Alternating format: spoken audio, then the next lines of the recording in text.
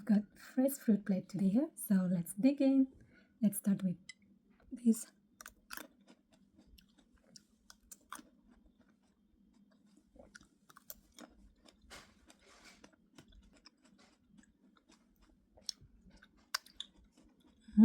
So sweet.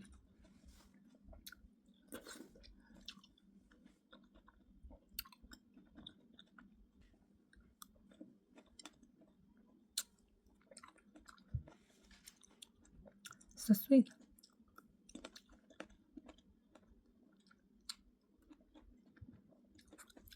Apricot.